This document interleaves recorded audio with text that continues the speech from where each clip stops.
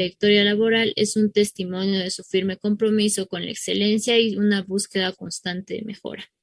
Como ustedes ya han podido apreciar sesión tras sesión y conferencia que la ingeniera ha estado brindando, ustedes han podido apreciar la gran experiencia que ella tiene en todo lo que son en sistemas integrados de gestión. Su educación y formación, ella cuenta con un doctorado en medio ambiente y desarrollo sostenibles, magíster en ingeniería química con mención en seguridad industrial y ambiental. Cuenta con una especialización en gas natural para redes internas titulada en ingeniería ambiental y sanitaria con educación superior en la Facultad de Ingeniería Ambiental y Sanitaria. Bueno, sin más preámbulo, vamos a dar inicio a esta séptima sesión. Bienvenida, ingeniera Isis. Podemos continuar con la sesión del día de hoy. Muchas gracias, Nayeli. Gracias. Buenas noches con todos. Vamos entonces a empezar con la última parte de esta norma ISO 45001. Espérenme un minutito, por favor.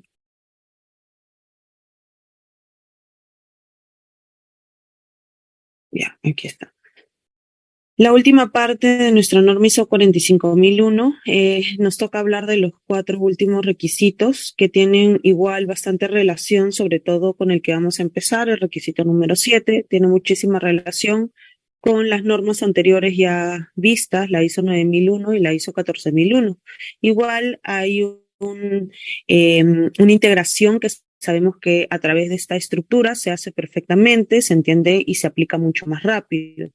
Tenemos recursos, tenemos competencias, toma de conciencia, comunicación, información documentada, igual dentro de la estructura del requisito número 7, que es soporte y apoyo. Aquí es donde vamos a comenzar entonces con la implementación de nuestra norma ISO 45001-2018. En el requisito 2 se parece mucho también, sobre todo a lo que hemos visto con la 14001, porque solamente vamos a trabajar en base a 2 requisitos, 8.1 y 8.2. Los mismos requisitos que entendíamos con la 14001. La 9001, ¿se acuerdan que era un poquito más extensa? Hablábamos de 7 requisitos más. No, en este caso se parece más a la estructura que tiene la 14001. El requisito 9 también se alinea más a lo que hemos hablado con la 14001, al igual que el requisito número 10, solamente que por ahí tiene algunas excepciones y bueno, dentro de la norma hay algunos párrafos adicionales de lo que leíamos o entendíamos adicionalmente con las versiones anteriores, o mejor dicho, las normas anteriores. Entonces, comencemos con el requisito 7.1 dentro de lo que es soporte o también llamado apoyo. El 7.1 es un requisito bastante pequeño dentro de lo que nos dice la norma realmente, porque son un par de líneas las que tenemos establecidas dentro de lo que está escrito en la norma, que nos habla de que la organización deberá determinar y proporcionar estos recursos tanto para el establecimiento como para la implementación, el mantenimiento y la mejora continua. ¿Esto qué quiere decirnos? Que nosotros como organización, bueno, la alta dirección en relación con el área de seguridad y salud en el trabajo deben identificar qué recursos son los que nosotros necesitamos para nuestro sistema de gestión. Y en los anexos nos detallan, pues, nos dan un poco más de información en los anexos de la norma y nos dicen que estos recursos, pues, también pueden ser entendidos como los edificios, las plantas, los equipos, las instalaciones de servicio, los sistemas de tecnología e información, los sistemas de contención de emergencia, también tienen que ser parte de o incluidos dentro de los recursos que nosotros vamos a identificar y definir necesarios para nuestro sistema de seguridad y salud en el trabajo. Y dentro de las áreas o los bloques macros de los recursos, bueno, hay que definir qué recursos humanos necesitamos, qué infraestructura, qué recursos naturales, qué recursos financieros o qué recursos tecnológicos. Para eso igual podemos cumplir este requisito porque no nos piden información documentada realmente, pero sabemos que para el cumplimiento del requisito 8, que viene más adelante, por ejemplo, y otros requisitos adicionales donde sí piden información documentada, hay un despliegue de todos estos recursos, ¿no? Por ejemplo, en el anterior, el 6.2, cuando hablábamos de objetivos de seguridad y salud en el trabajo y la planificación para lograr estos objetivos, vimos ahí que la norma nos pedía que identificáramos los recursos necesarios para nosotros cumplir esos objetivos. Entonces, por ejemplo, ahí ya nos piden información documentada y ahí sí se evidencia la definición de estos recursos, que es lo que nos piden en el 7.1. Pero si no los queremos tener asociados a otros documentos, ¿no? Donde sí son obligatorios, podemos generarnos, al igual como lo hemos visto con la 14.001, una matriz de recursos donde identifiquemos los recursos necesarios por cada área que está relacionada a nuestro mapa de procesos, ¿no? Que ya hemos hecho también anteriormente, y los recursos humanos, infraestructura, equipos, servicios externos, tecnológicos, que vamos a necesitar para cada una de las áreas en nuestro sistema de seguridad y salud en el trabajo. Luego pasamos al siguiente requisito, el 7.2, hablamos de la competencia. Y dentro de la competencia, al igual como lo hemos entendido con las otras dos normas, nos piden primero que determinemos la competencia necesaria, en este caso de los trabajadores, que puede o va a afectar el desempeño de seguridad y salud en el trabajo. Y la competencia para las normas ISO se entiende de tres cosas muy importantes. Eso sobre todo nos define competencia, por así decirlo. La educación, la formación y la experiencia. Esas tres cosas nos dan la competencia o nos determina la competencia de un trabajador. Ojo que cuando nos hablan, ¿no? De que debemos asegurarnos de que los trabajadores sean competentes, basándonos, ¿no? En la educación, formación y experiencia, no nos dicen y, nos dicen o. O sea, nosotros podemos demostrar ante una auditoría, ¿no? Que vamos a ver el día de mañana, el tema de auditorías, la competencia de nuestro trabajador con la educación o la formación o la experiencia, ¿no? Lo ideal es que se tengan las tres, pero la norma al ponernos SO no es obligatorio que las tres estén unidas.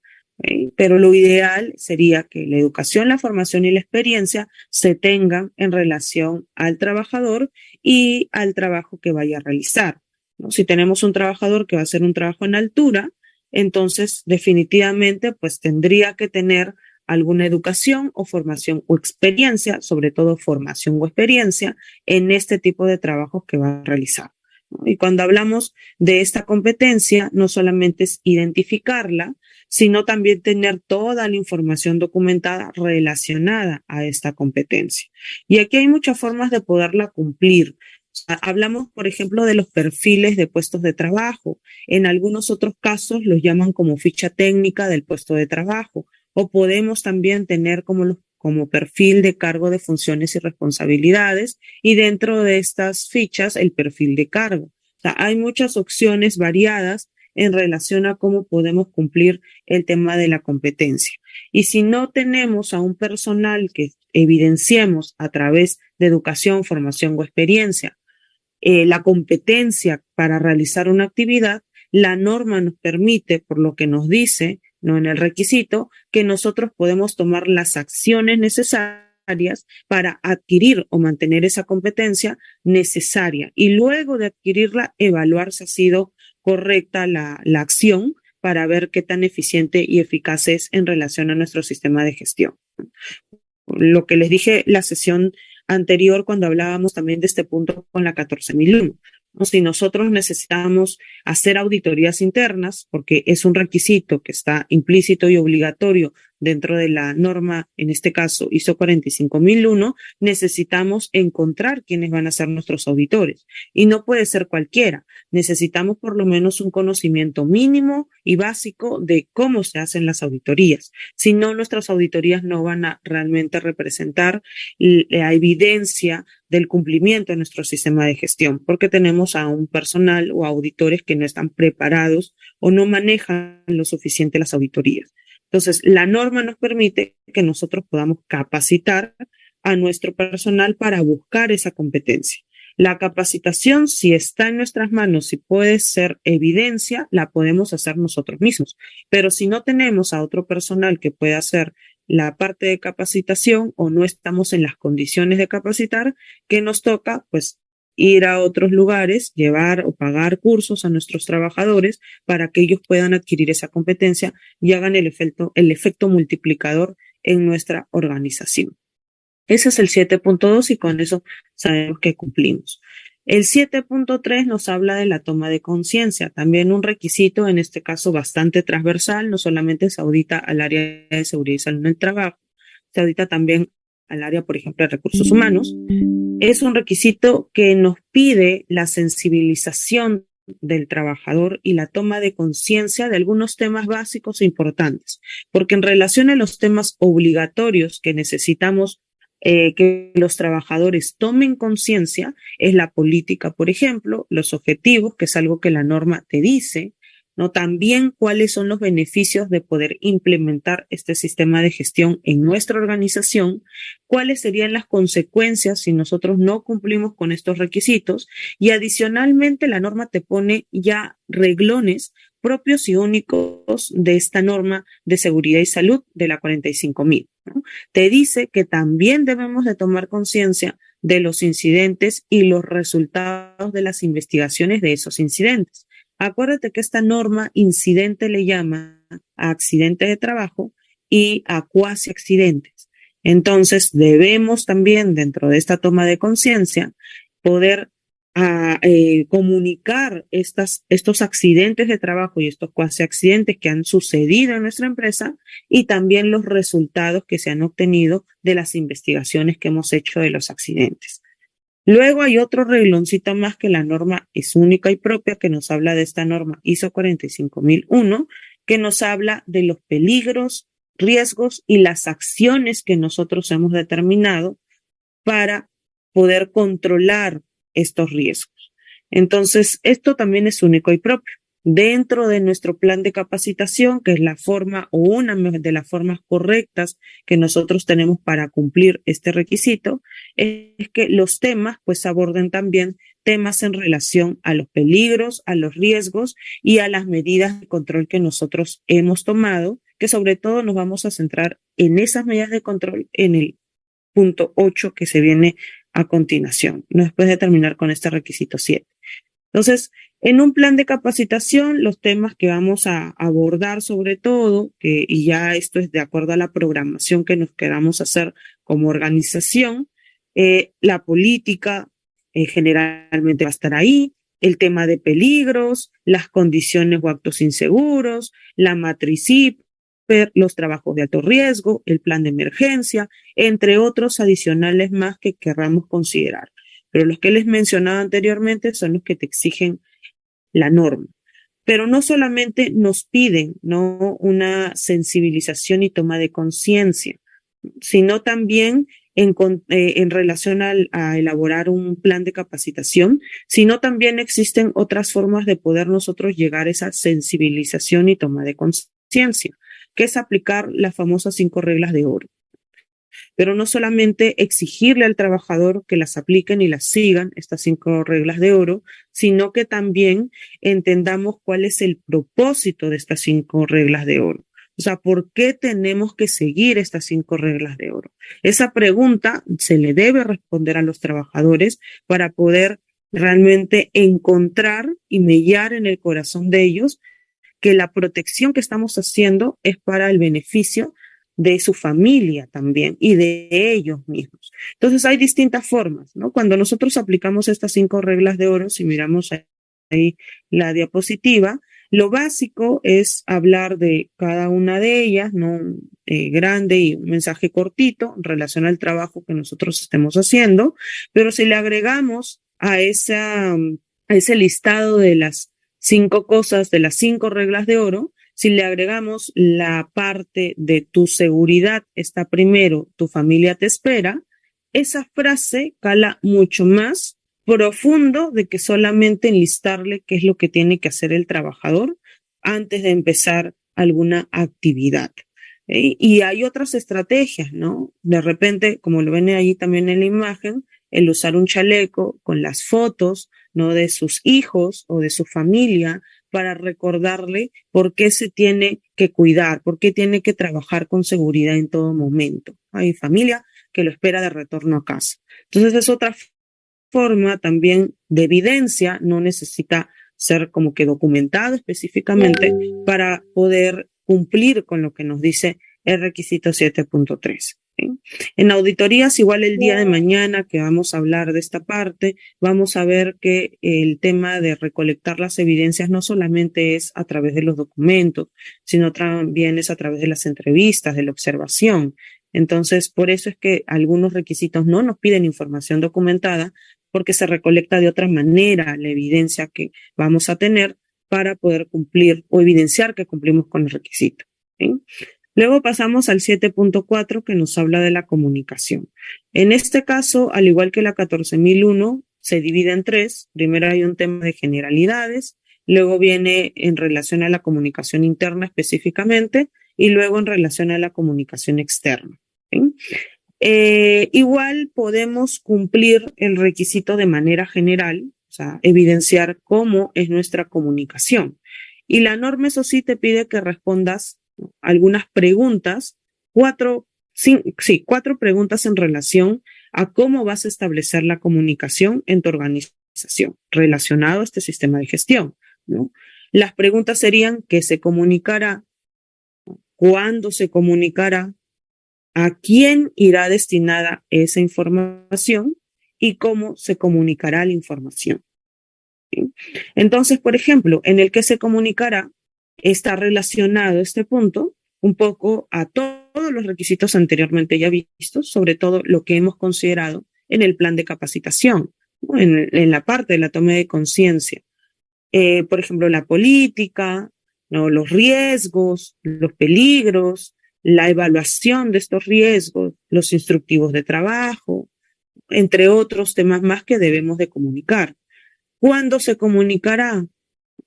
Eso ya depende, ¿no? Con el cuándo, ¿no? En relación sobre todo a lo que estamos comunicando, en qué momento vamos a hacer esa comunicación. ¿Va a ser diaria? ¿Va a ser en las reuniones del comité? ¿Va a ser mensual?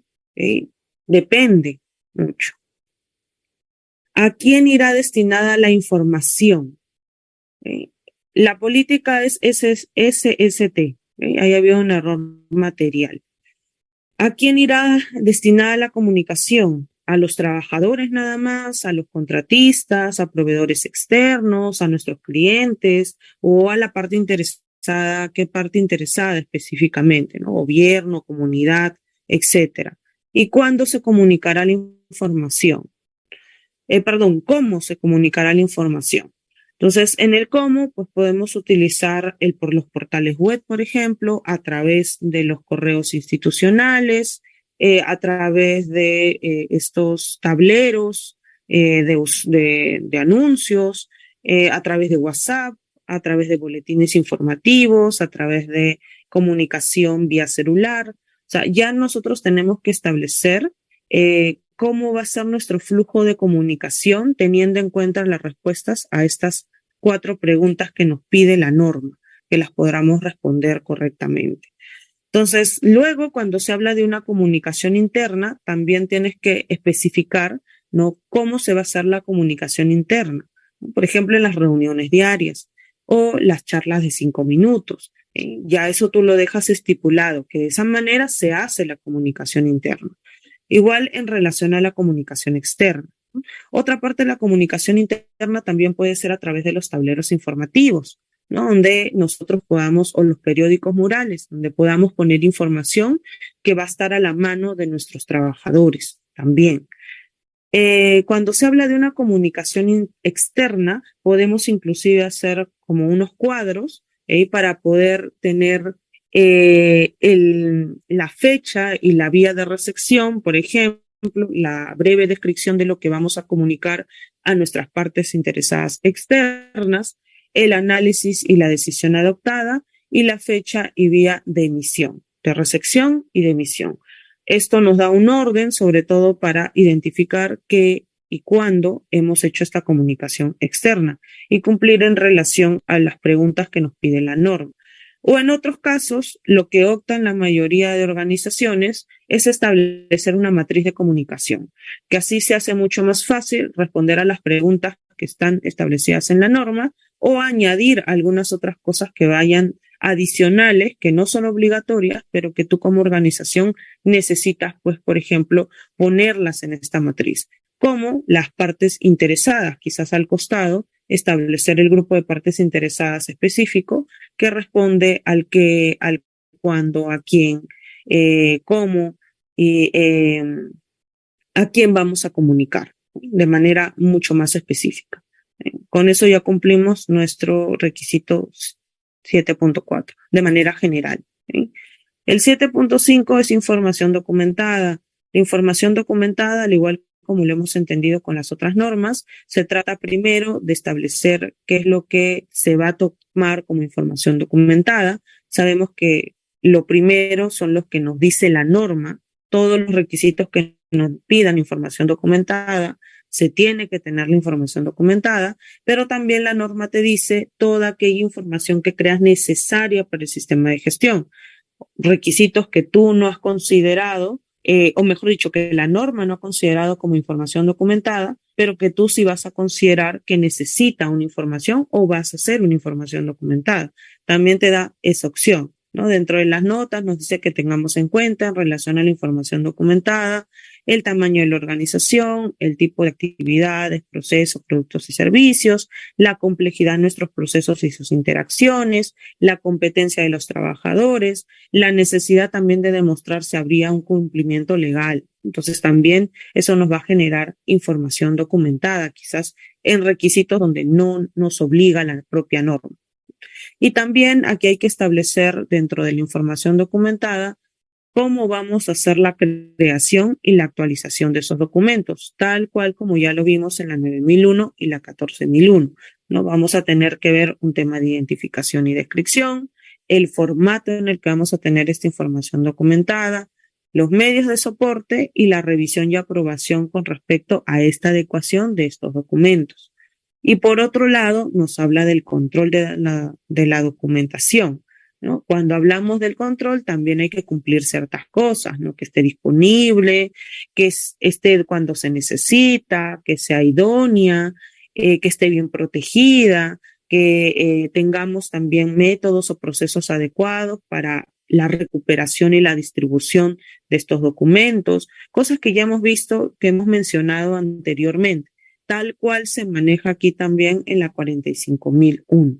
Entonces, la mayoría opta por cumplir este punto con un procedimiento de gestión y control de la información documentada, donde establece dentro del proceso todos los puntos, ¿no? Cómo se va a hacer la creación, cómo se va a hacer una actualización de información documentada, cómo se va a hacer la aprobación y revisión de esta documentación, cómo se va a hacer el control. O sea, ya todo está especificado dentro de un procedimiento de este tipo.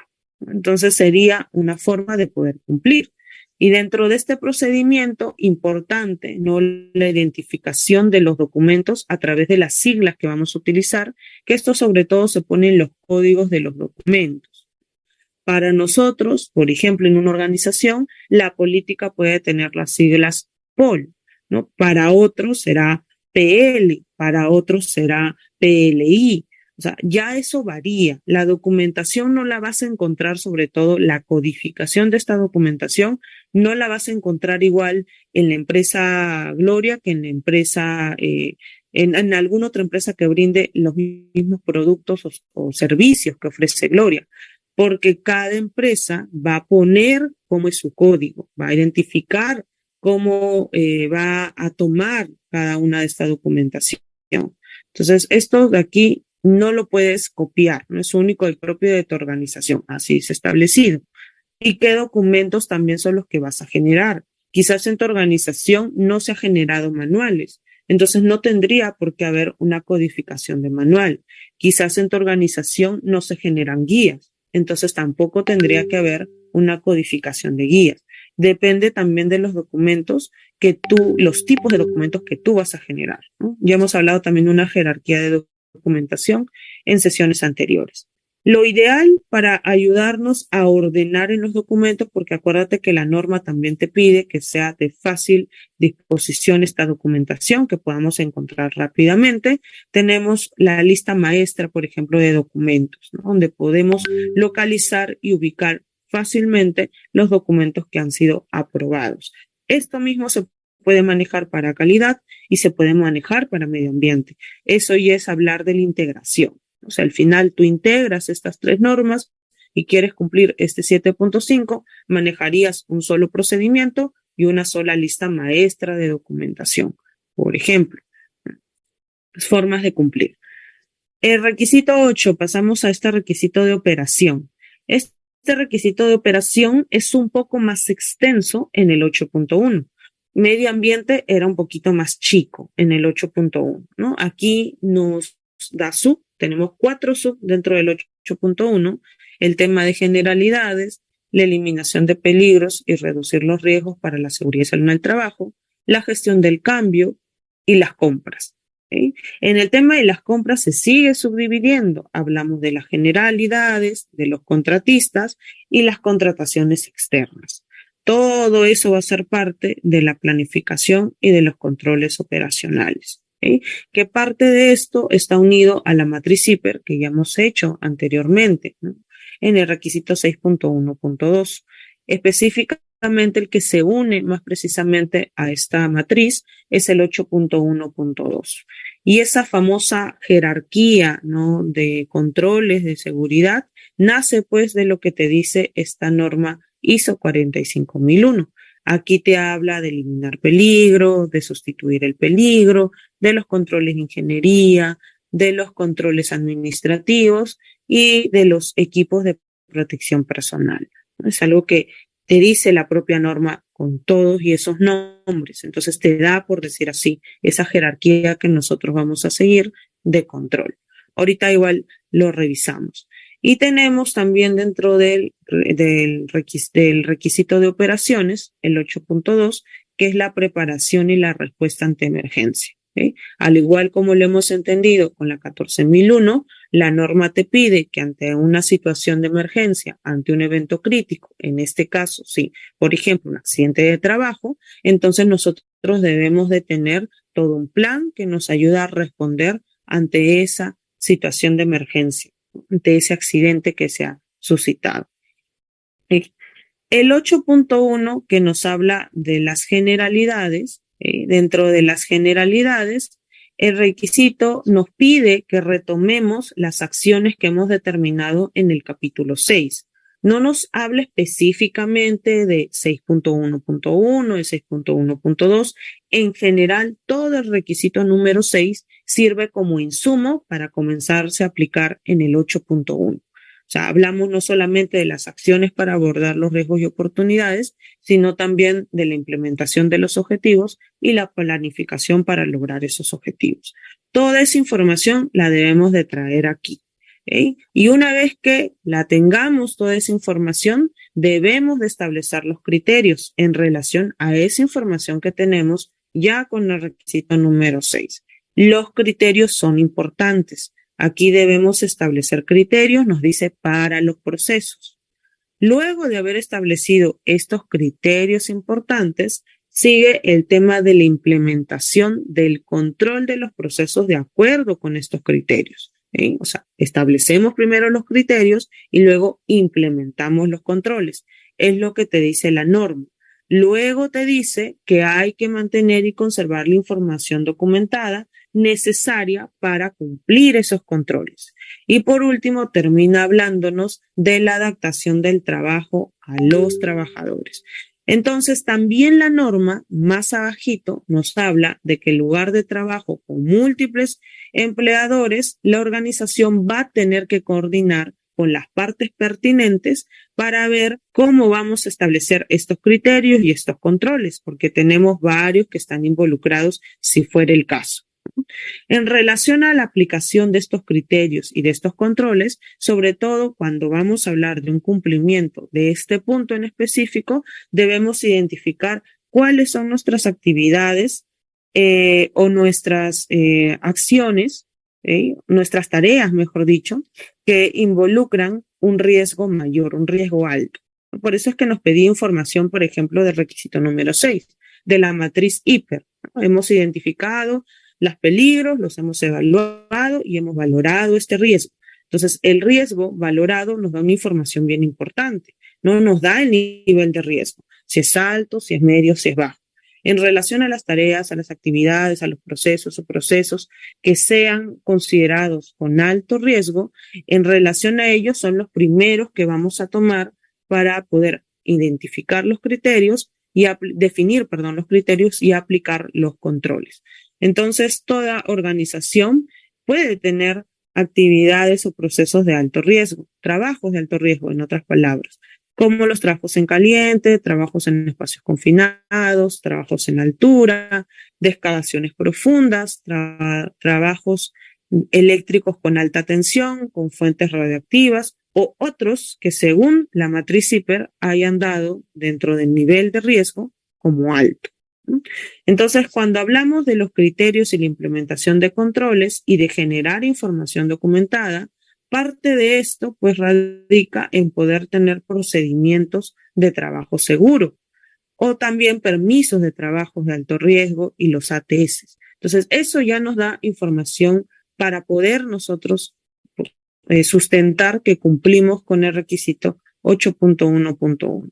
Si tú consideras que hay otra forma, otros documentos, ¿no?, que podemos añadir aquí para poder cumplir en relación sobre todo, primero atendiendo este tipo de trabajos, entonces lo puedes hacer.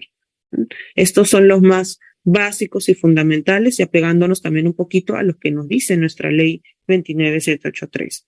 Si consideras que toda esa documentación básica y sus respectivos registros que nos pide la ley 29783 sirve para cumplir o puede manejarse bien para cumplir este 8.1.1 en generalidades, lo puedes hacer. Puedes implementar los mismos documentos que te pide la norma nacional. Lo importante es que podamos cumplir con evidenciar los criterios y los controles. Siguiente, el 8.1.2, la eliminación y reducir el riesgo de la seguridad y salud en el trabajo. Entonces, este requisito no es muy largo, pero me gustaría poder igual primero darles el vistazo a la norma, a nuestro PDF, para que te des cuenta que esa famosa jerarquía de controles que manejamos y que siempre se habla en capacitaciones de seguridad y salud en el trabajo, nace, o mejor dicho, está aquí establecida en esta norma ISO 45001, tal cual como conocemos esa jerarquía.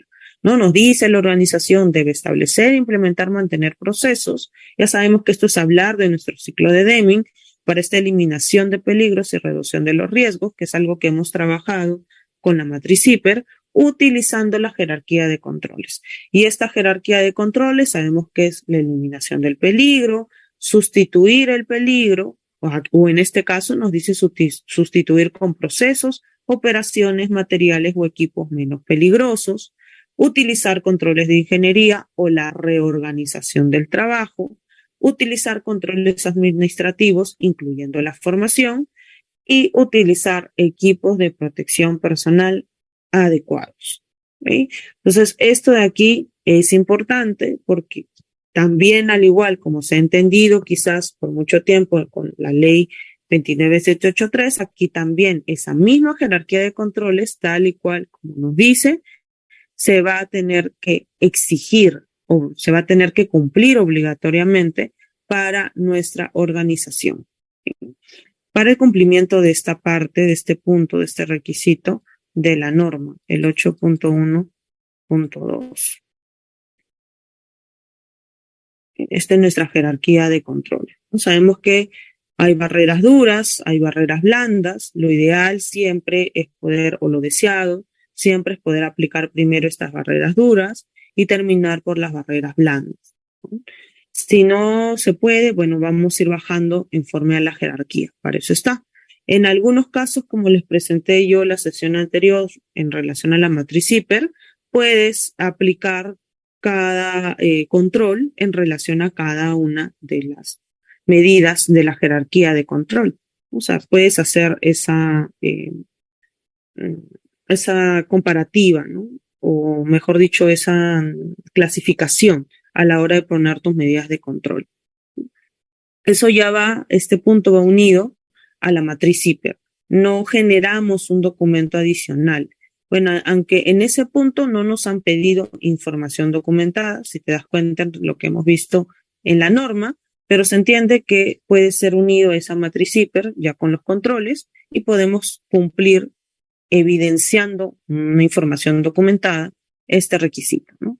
Y podemos inclusive establecer, apoyándonos en lo que también es la toma de conciencia, ¿no? Quizás algunos boletines o algunos panfletos informativos en cada área, ¿no? Donde pongamos quizás las medidas preventivas de los controles para ciertas actividades que hemos evaluado que son de alto riesgo, ¿no?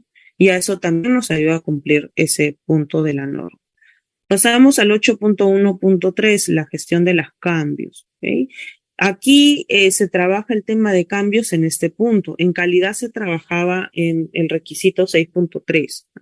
En relación a los cambios, igual la norma te dice, ¿no?, que hay que establecer procesos para poder nosotros implementar y controlar los cambios, porque los cambios deben ser planificados, sean cambios que se van a hacer temporales o sean cambios que se van a hacer permanentes. Mientras en la evaluación el cambio vaya a impactar al desempeño de nuestra seguridad y salud en el trabajo, es obligatorio que la organización pues tenga que buscar los procesos adecuados para implementar y evaluar estos cambios que se van a hacer. ¿Sí? No es que agarro y bueno, hoy día pienso o creo que deberíamos cambiar los EPPs que estamos dando a nuestros trabajadores, ¿no? O el modelo o el tema del proveedor, ya, pero todo eso que tú piensas cambiar en ideas para mejor tiene que ser evaluado. ¿Sí? No se puede hacer un cambio de la noche a la mañana sin una evaluación. Por lo menos si queremos cumplir esta norma, sí. Ahora, este es un requisito quizás que pueda ser una excepción, pero es muy complejo también para sacarlo, porque si tú como organización estás o vas a decir que no vas a realizar ningún cambio jamás, entonces este requisito puede ser no aplicable. Pero lo ideal es que siempre se haga un cambio, porque los cambios van relacionados también un poco a la mejora continua. Entonces, pero si tú dices, ¿no?, que no vas a hacer ningún cambio en nada del sistema de gestión, podrías no aplicar con el requisito. Pero es un poco, como les digo, tiene ahí su truco por el tema de la mejora continua. Porque algunas organizaciones han establecido esa no aplicabilidad, ¿no? Y después han tenido que corregirse y hacer todo de nuevo por el tema de la gestión de los cambios, ¿no? Nos piden que en esos cambios pueden estar centrados también, ¿no?, en los productos nuevos, en los servicios o procesos, ¿okay?, donde vamos a quizás reubicarlos, va a haber una reorganización, vamos a mejorar las condiciones de trabajo para poder tener estos procesos productivos. Los equipos quizás son los que vamos a cambiar, la fuerza de trabajo, o sea, la norma ya te va detallando todo lo que posiblemente pueda establecer un cambio dentro de nuestro sistema de gestión. Entonces, si va a haber un cambio en las condiciones de trabajo, tenemos que pasar por este proceso primero para evaluar y determinar si es que afectará o no a nuestro sistema de gestión. Igual, si es que afecta positivamente o se afecta negativamente, porque se puede llegar a convertir al final este cambio en un riesgo, que ya eso lo hemos visto en el 6.1.1. Yo no hablo de riesgo de seguridad y salud en el trabajo, sino en un riesgo como en una amenaza, ¿no?, para nuestro sistema de gestión. Entre otras cosas, como el desarrollo o el cambio de tecnología, el desarrollo de conocimientos, ¿no? Quizás tu organización, a alguien dentro de la empresa quiera establecer un software, ¿no?, para aligerar algún proceso o alguna actividad o para hacer más rápida el intercambio de información, etcétera. Hay que ser evaluado el cambio. Entonces, este es un ejemplo de un proceso de gestión del cambio, la parte que es el corazón, ¿no?, donde está el flujograma, la descripción y los responsables y los registros.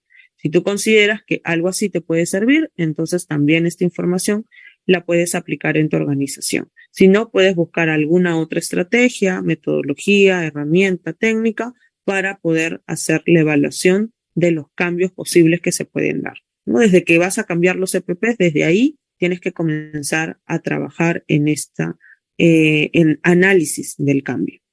¿Sí? Y si establecemos un procedimiento, todo procedimiento va de la mano con su registro. Eso por lo general los encontramos en los anexos. Este sería el registro que llenaríamos siempre que vamos a analizar un cambio que se va a establecer. Disculpen.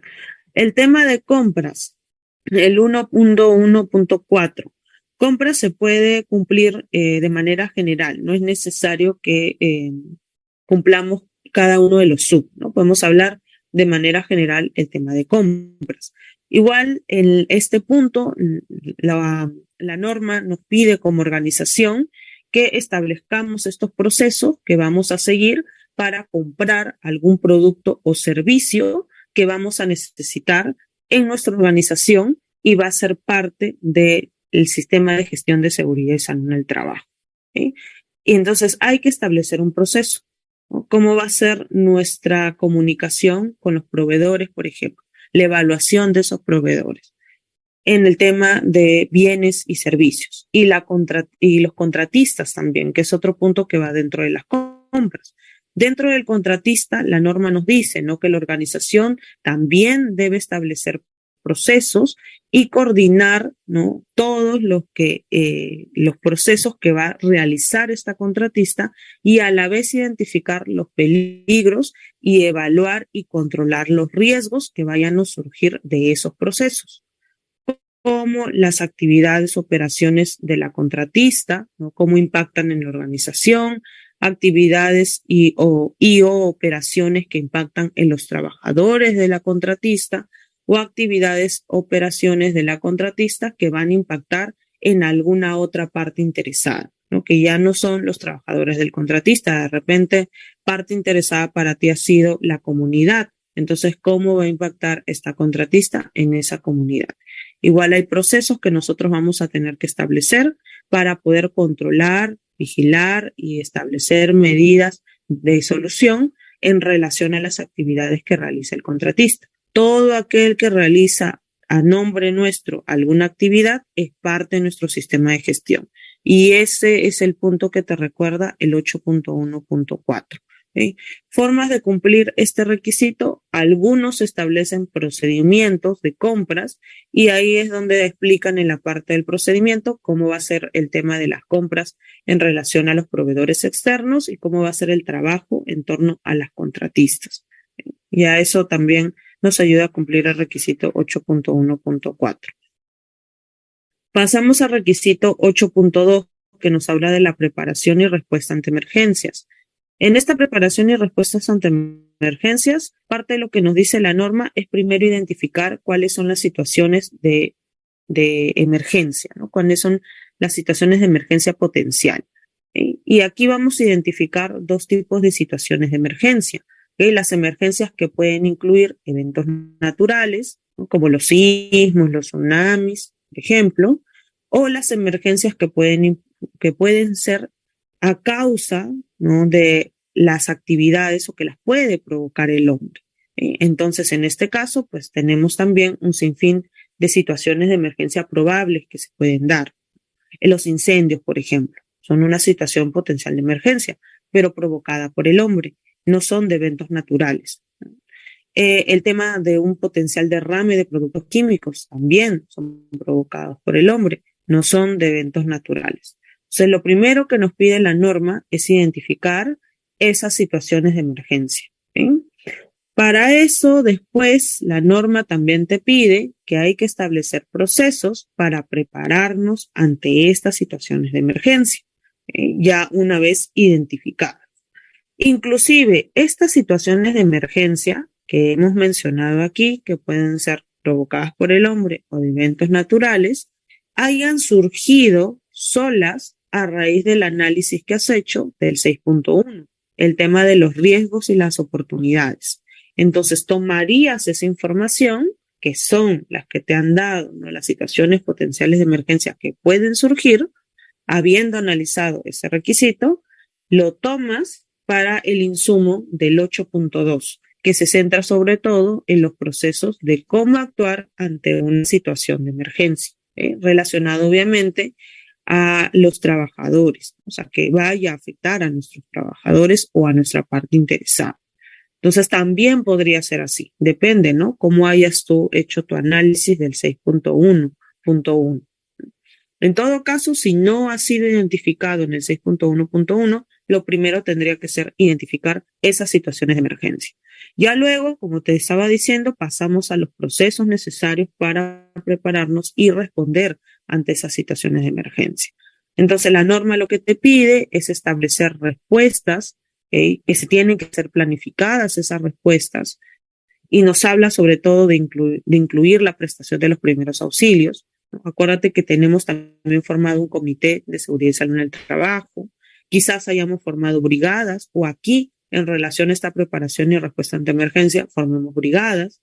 Luego de que nos piden que establezcamos respuestas planificadas, lo segundo que nos pide que se evidencie en ese proceso que nosotros vamos a establecer es la provisión de la formación para esa respuesta planificada. O sea, no solamente es hablar de las acciones que vamos a hacer en respuesta, sino de la formación que se va a adquirir para que las personas que van a realizar las acciones de respuesta, pues se vean preparadas ante una situación. Y ahí hablamos de algunas capacitaciones relacionadas al tema de preparación y respuesta ante emergencia, que nos ayuda a cumplir un requisito que ya hemos tocado, que es el 7.1.3. Luego la norma te dice que se hagan pruebas periódicas y el ejercicio de esas pruebas. Ahí hablamos de los simulacros que debemos establecer. No es opcional, es obligatorio. ¿Y cuántos simulacros más o menos se deben establecer? Al menos unos 2 o 3 durante el año deben estar evidenciados que sí se han realizado simulacros dentro de tu organización. Luego nos piden que haya una evaluación del desempeño, una comunicación y provisión de la información, una comunicación a los contratistas también en relación a estas actividades que nosotros estamos proponiendo y que ellos también sepan cómo responder ante una situación de emergencia potencial que sea provocada o que afecta a la contratista. También ellos se deben estar preparados, enterados. Podemos hacer un subcomité inclusive dentro de esa contratista de seguridad y salud en el trabajo, y eso depende cómo lo quieras tomar para cumplirlo, y tener en cuenta también las necesidades y capacidades de todas las partes interesadas para que también apoyen en relación a las acciones de respuesta. Entonces, una forma de cumplir con este punto son los planes de preparación ante respuesta de emergencia. Eso es todo lo que nos dice el requisito. Y aquí la norma ISO 22320, que la pueden consultar o googlear, es una norma ISO que nos sirve de apoyo. Esta norma ISO es de gestión de emergencia. Entonces, si tú no sabes cómo hacer este proceso que nos pide la norma, ¿no?, de acciones de respuesta ante emergencia, te puedes tomar esta norma como una guía. Entonces, esta norma te habla de todas las fases que hay que nosotros tener en cuenta antes del incidente, durante el incidente y después del incidente. Entonces, si la tomamos, nos va a ayudar mucho para poder cumplir con este 8.2, ¿sí?, que es el poder trabajar nuestras acciones de respuesta en sí, ¿sí?, de todos los involucrados. Entonces, es una forma también de ayudar a cumplir, ¿sí? Un plan de contingencia también ayuda a cumplir lo que nos dice la norma, ¿sí? También puede ser. Eso es todo lo que nos dice el 8.2. ¿Qué tan amplio es? Bueno, si nos vamos a la norma, no es muy grande ese punto, ¿sí? Es todo esto, nada más, ¿sí? Pero como ves, te pide procesos, que debemos establecer procesos para poder cumplir todos estos puntos, ¿sí? Eso es lo que nos dice nuestra norma ISO 14001. Y con eso terminamos el requisito número 8. Nos tocaría ir al requisito número 9, ¿no? En el requisito número 9 hablamos de la evaluación del desempeño. Y ahí tenemos 9.1, seguimiento, medición, análisis y evaluación del desempeño, que aquí vamos a establecer los indicadores. También el tema de indicadores está unido a la matriz de objetivos, así que es un requisito que nos va a servir mucho a la hora de cumplir esta norma. El 9.2, que hablamos de auditorías internas, que sobre todo es lo que vamos a tocar el día de mañana, y el 9.3, que es la revisión por la dirección. Si te das cuenta, igual a las otras normas, igualito, solamente que aquí no hablamos de una satisfacción al cliente, ¿no? Sino hablamos de un seguimiento y medición quizás de nuestros agentes, por ejemplo, ocupacionales, que nos sirven también como base de datos para poder nosotros analizar y evaluar el desempeño de nuestro sistema de gestión de seguridad y salud en el trabajo.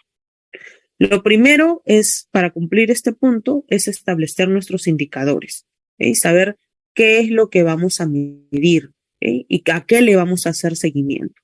Entonces, eso se va a responder con el establecimiento de nuestros indicadores, ¿okay? Que son indicadores que podemos ya haber tomado en la matriz de objetivos, podemos traerlos y hacer una matriz de indicadores de cumplimiento del desempeño de seguridad y salud en el trabajo, o podemos unirlos a través de esa matriz de objetivos. Entonces, digamos que el requisito 9.1.1 se cumpliría también a través de esa matriz de objetivos si decidimos que los indicadores se queden en esa matriz. Si tú tienes otros indicadores que no solamente son relacionados al cumplimiento específicamente de los objetivos, sino son un tema también de indicadores de la gestión de seguridad y salud en el trabajo, entonces no te serviría establecer solamente los indicadores en la matriz de objetivos, sino tendrías que hacer una matriz distinta, donde solamente vas a trabajar indicadores de seguridad y salud en el trabajo, ¿sí? Entonces, ya eso depende cómo quieras abordar esta parte, ¿sí? Porque la norma en sí lo que te pide es igual, qué necesita seguimiento, qué necesita medición. En el tema del seguimiento, también una forma de cumplir este punto, hablando de seguimiento, es a través de los monitoreos que tú vas a establecer. Por ejemplo, monitoreos de agentes ocupacionales, ¿no? Los agentes ocupacionales sabemos que son los físicos, los químicos, los biológicos, los psicosociales y los ergonómicos. Entonces, si tú vas a establecer un monitoreo de estos 5 agentes por el tema de salud del trabajador, ¿no? Entonces podría también ese programa o ese plan o esa agenda de monitoreo que vas a establecer cumplir el 1.1.1, que es generalidades, porque nos piden que identifiquemos qué necesita seguimiento y qué necesita medición. Inclusive la norma nos dice que nos podemos apoyar en la legislación, en los reglamentos, en los requisitos legales, ¿no? En relación a qué necesita cumplirse. ¿Sí? Eso te va a ayudar para que tú puedas identificar a qué vas a seguir y qué vas a medir. Y en base a eso estableces tus indicadores. ¿Sí? También la norma nos dice, ¿no?, las actividades y operaciones relacionadas con los peligros y riesgos y oportunidades. También nosotros debemos implementar indicadores en relación a ese punto. También indicadores en relación al cumplimiento de los objetivos. Pero esto ya lo tenemos. Si tú tienes una matriz CIPER donde has establecido, si tú tienes una matriz de objetivos donde has establecido ya indicadores, porque acuérdate que en el punto de objetivos no nos piden indicadores de frente, aquí sí, entonces ya estamos cumpliendo parte de lo que nos dice la norma, ¿sí?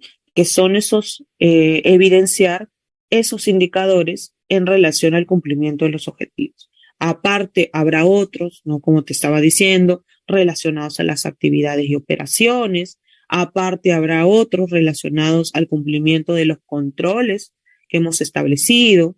Entonces, ya no conviene establecerlos todos en una matriz de objetivos. No hay que hacer una matriz distinta, ¿no?, o trabajar en un cuadro distinto para poderle hacer seguimiento a esas mediciones, a ese cumplimiento de esos indicadores, ¿sí? Luego, la norma también nos habla dentro de este punto que hay que establecer criterios para nosotros poder evaluar el desempeño de la seguridad y salud en el trabajo, ¿sí? Y una vez que nosotros tengamos todos estos insumos de lo que hemos medido, de lo que ha dado seguimiento, vamos a tener la base de datos fundamental para poder analizar y evaluar qué hemos obtenido. O sea, si hablamos de un monitoreo de agentes ocupacionales, y ahí pasamos al 1.1.2, evaluación del cumplimiento. Si hablamos de agentes ocupacionales, hemos pasado de los parámetros, estamos cumpliendo los parámetros, estamos atentando contra la salud de nuestro trabajador, quizás hemos medido que estamos en una actividad superando, no sé, los 98 decibeles o superando los 110 decibeles y nos hemos dado cuenta que también en la evaluación médica con el trabajador sí se está formando una pequeña sordera en él, entonces eso ya nos da un insumo, una base de datos que nos sirve para evaluar si es que realmente estamos cumpliendo con los requisitos o no. En la OSAS 18001, por eso le ponía este cuadro, se centraban en hablar, cuando se hablaba del cumplimiento, de cada uno de los requisitos que te establecía la norma, que eran 6. En este caso, no vamos a establecernos en base a lo que nos dice la OSAS. Tendríamos que hacer un cuadro de cada uno de los requisitos y ver el cumplimiento que estamos teniendo en relación a esos requisitos. Pero para saber el cumplimiento de esos requisitos necesitamos, ¿no?, el insumo de las evaluaciones, del seguimiento y la medición, ¿sí? El resultado de esta evaluación nos va a servir para el 9.3, que es la revisión por la dirección. Luego pasamos al 9.2 y esto es igual como lo hemos trabajado en calidad y medio ambiente. Lo que te pide la norma en sí es que hagas auditorías internas. Y cuando hacemos auditorías internas, la forma de evidenciar que has cumplido con estas auditorías son establecer un procedimiento de auditoría interna por año, ¿sí? Si tú quieres establecer 2 procedimientos en el año, no hay ningún problema, pero lo mínimo que te pide la norma o que se entiende que te pide la norma es 1 año. Igual te da amplia gama para que tú establezcas los procedimientos que quieras en tu organización o en tu empresa, ¿sí? Estos procedimientos van a tener dentro la selección y evaluación del equipo auditor y el programa de auditoría, que este sí te menciona tal cual dentro de la norma. La organización debe establecer, implementar y mantener un programa de auditoría. Este es el importante, el programa de auditoría, que en este nos vamos a centrar también el día de mañana a más profundidad al hablar de este programa, de los planes de auditoría y de la selección y evaluación del equipo auditor, que es un tema bastante amplio, ¿eh? Pero una forma de cumplir con este 9.2 es hacer auditorías y tener procedimientos e otra información documentada que nos evidencie que sí hemos hecho la auditoría. ¿Cómo evidenciamos que sí hemos pasado por auditorías? Porque las auditorías al final nos dan un informe de auditorías. Con esos informes de auditorías tú puedes decir, he cumplido con hacer mi auditoría interna. No importa si en la auditoría interna sales bajo, no importa. Igual los auditores externos cuando vienen a auditar este punto no van a fijarse en si es que ha sido de menos a más. ¿No? Si saliste en la primera auditoría que estableciste 30% y en la última estás en un 90%. O sea, en esa auditoría no importa porque hay un camino donde estás ascendiendo en esa evaluación que has hecho año a año o cada 6 meses, ¿no? Lo importante es que sí se evidencie que hay auditorías establecidas y que sí se han hecho con regularidad. Eso sí es importante. Y el 9.3, que es la revisión por la dirección. Aquí hablamos también de información que va a servir de entrada, que es todos los documentos que hemos generado importantes en el cumplimiento de todos los requisitos, sobre todo el tema de objetivos, el tema de seguimientos, el tema de evaluación y los controles, ¿okay? Y estos son documentos que ingresan y vamos a obtener documentos de salida. Esos documentos de salida ya contienen, ¿no?, las decisiones de la alta dirección, ¿no?, o las acciones correctivas que han tomado para poder quizás mejorar nuestro sistema de gestión. El informe de auditoría, por ejemplo, que les estaba hablando hace un momento, es un documento de entrada de la alta dirección. Con eso evidenciamos también este requisito. Pero el documento de salida sí tendría que tener en ese documento la decisión que se tomó ante el resultado de la alta del informe de auditoría, ¿sí? Entonces, si el informe de auditoría me dice que yo estoy cumpliendo estos requisitos en un 60%, yo como alta dirección tengo que dar respuesta. ¿Cómo voy a superar y cómo voy a cortar la brecha de ese 40%? ¿Qué voy a hacer? ¿No? ¿Qué oportunidades de mejora de repente he identificado y las voy a tomar para mejorar mi sistema de gestión? ¿Qué cambios voy a establecer? ¿Qué recursos quizás voy a dar o voy a quitar? ¿Qué acciones voy a implementar? O sea, las tomas de decisiones las da la alta dirección y eso también es una evidencia, tiene que darse a manera de información documentada. Y esa es evidencia del 6.3. Y por último, el tema de la mejora. Cuando hablamos de la mejora, aquí hablamos de mejora continua también, que es el último punto, y mejora nada más en generalidad. Igual la norma en todo momento te invita a que haya siempre una actualización y un cambio, ¿no?, en nuestro sistema de gestión. Hablamos de una mejora continua que se va a establecer. La mejora es la actividad de mejorar el desempeño. Ya previamente tenemos auditorías que nos dan un resultado en lo que hemos planificado y lo que se está ejecutando. Entonces, con ese resultado nosotros podemos saber a dónde vamos a apuntar nuestra mejora. Cuando hablamos solamente de mejora, son acciones que se van a tomar no tan recurrentes, sino acciones que se van a dar en algún momento para mejorar nuestro sistema de gestión, que igual tienen que ser analizadas, porque todo cambio va a ser analizado. Pero cuando hablamos ya de una mejora continua, sí son acciones recurrentes que vamos a tomar dentro de nuestro sistema de gestión. Ahora, la mejora, según lo que nos dice la norma, se puede entender también como una corrección que se va a hacer, como un establecimiento de una acción correctiva o como un establecimiento de una acción preventiva. ¿Okay? Entonces, estas tres cosas se pueden tomar como acciones de mejora que vamos a establecer. ¿Okay? Y nos lleva justamente el tema de las acciones correctivas al 10.2. Y en el 10.2, la norma no solamente nos habla de no conformidad y acciones correctivas, sino nos habla de incidentes, ¿no? Te menciona la palabra incidentes, así es el todo el requisito. Incidentes, no conformidades y acciones correctivas. Entonces, nosotros, según lo que nos pide la norma y para cumplirla, debemos de buscar un establecimiento con algún método de poder hacer la investigación de los incidentes, acordándonos que los incidentes son accidentes y cuasi accidentes. Entonces, investigación de accidentes de trabajo es lo que debemos establecer en el 10.2. ¿Cómo vas a hacer esta investigación? Esa metodología de la identificación de las causas básicas, de las causas inmediatas, la tienes que dar como información documentada.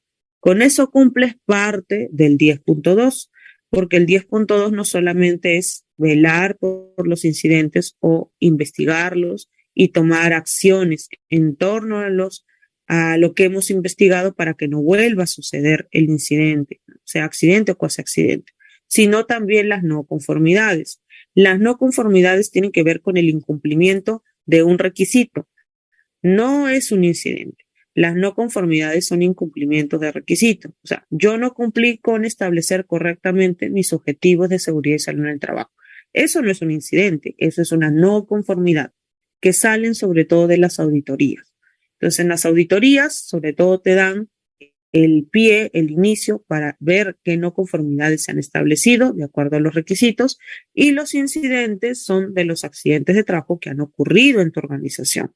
Entonces, si ha ocurrido accidentes de trabajo, pues aquí viene esa investigación y las acciones correctivas. Puede utilizarse distintas metodologías, diagrama de Ishikawa, los 5 porqués, Pareto, que son sobre todo los que nos ayudan en el tema de calidad, ¿no? Estas metodologías no te sirven para incidentes, te sirven para no conformidades, ¿sí? Que esto es de manera general. Y hay otras metodologías que sí nos van a servir para lo que es la investigación de incidentes. Entonces, esas metodologías las tenemos que establecer. ¿Cómo cumplimos este requisito? Bueno, los procedimientos son un documento que de manera general, ¿no?, establecen el compendio de los procesos que vas a establecer para una investigación de incidentes y para levantar las no conformidades.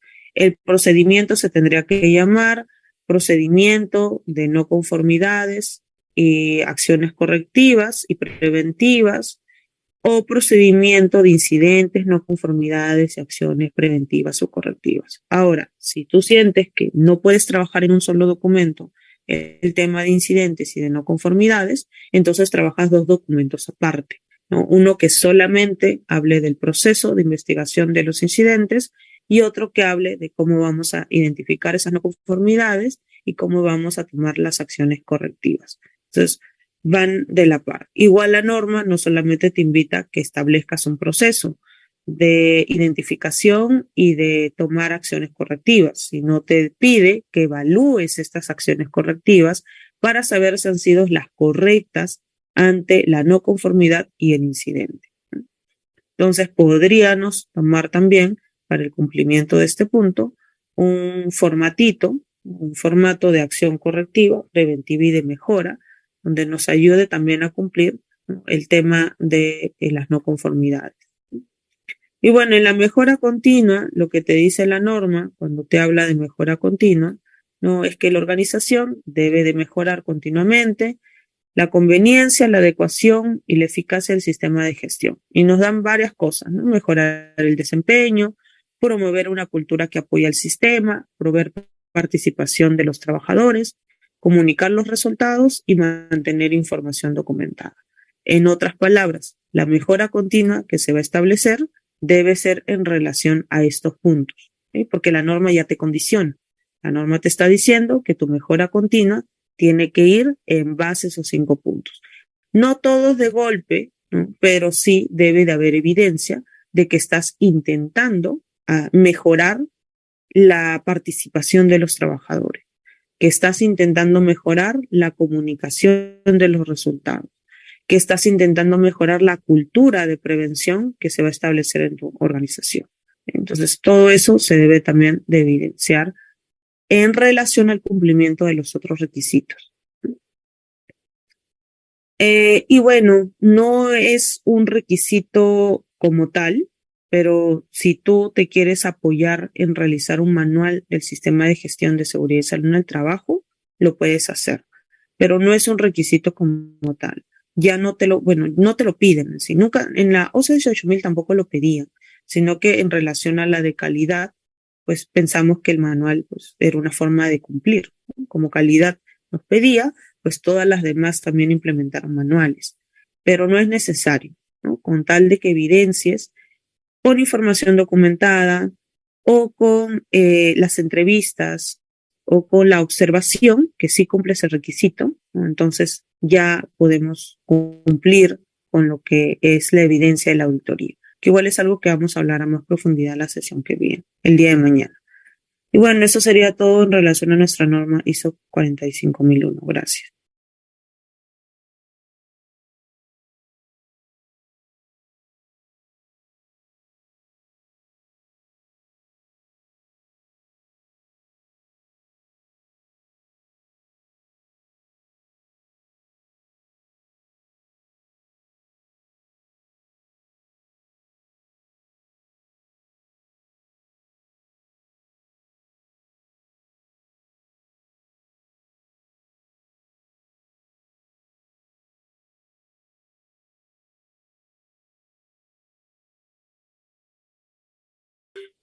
Bueno, si hay alguna pregunta, alguna consulta para la ingeniera, por favor, pueden escribir en la cajita de los comentarios.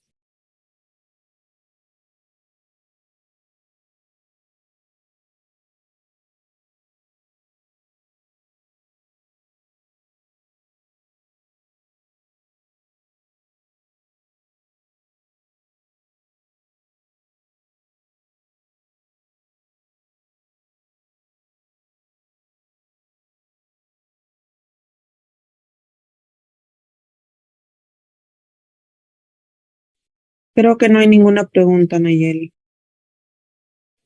Ok, gracias, ingeniera. Igual a todos los participantes pueden realizar algunas consultas, nos pueden escribir al interno y nosotros le podemos pasar la voz a la ingeniera para que ella pueda también subsanar si tienen alguna consulta extra, por favor.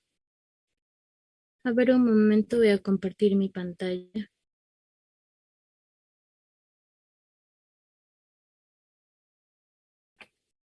Bueno, ya para poder culminar con esta sesión del día de hoy, por favor, ya, como ya saben, esta es nuestra última semana, es nuestra semana número 4.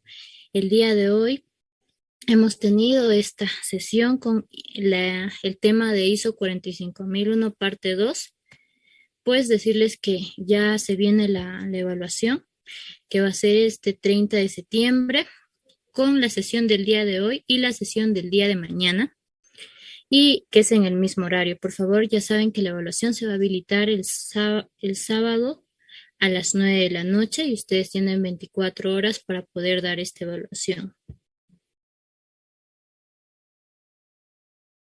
Si tienen alguna pregunta, alguna duda, para ya culminar, agradecemos a la ingeniera Isis Cristel Córdoba Barrios por haber compartido todos sus conocimientos con cada uno de nuestros participantes.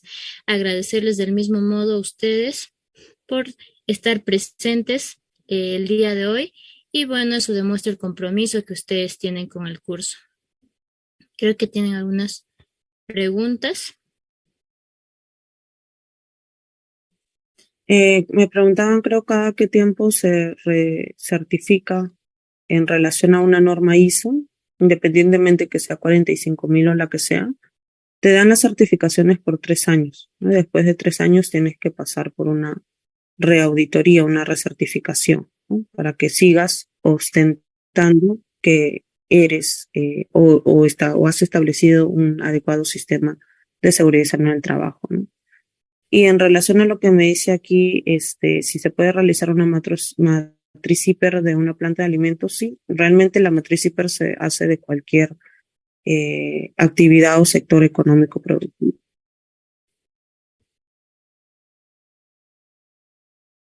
Gracias, creo que ha sido aclarada la duda. Bueno, nos están preguntando también por el WhatsApp sobre la evaluación. Por favor, volverles a recalcar que la evaluación es el día sábado a las 9 de la noche con respecto a la sesión del día de hoy y a la sesión del día de mañana. Sí, exacto, es la última semana, esta es nuestra última semana de clases. Y también para todos aquellos que nos están preguntando al interno, pues decirles que todas estas sesiones están grabadas, ustedes pueden encontrar en la página web de coesingenieros.com, en la opción de formación académica, cursos gratuitos. Ahí tenemos nosotros todos los materiales y los videos que se van subiendo clase tras clase, para que ustedes puedan rendir también las evaluaciones. Así que nos pueden encontrar ahí, o también nos pueden escribir al WhatsApp, ¿no? Y ya saben que también no se olviden de seguirnos en nuestras redes sociales, en Facebook, en Instagram, en TikTok. Y buenas noches con cada uno de ustedes, buenas noches con todas las personas que nos están viendo también a través del Facebook de COESI Ingenieros y a través del Facebook del Consejo Departamental de ICA. Muchas gracias, buenas noches, nos vemos el día de mañana a las 7 de la noche. Damos por concluida esta sesión.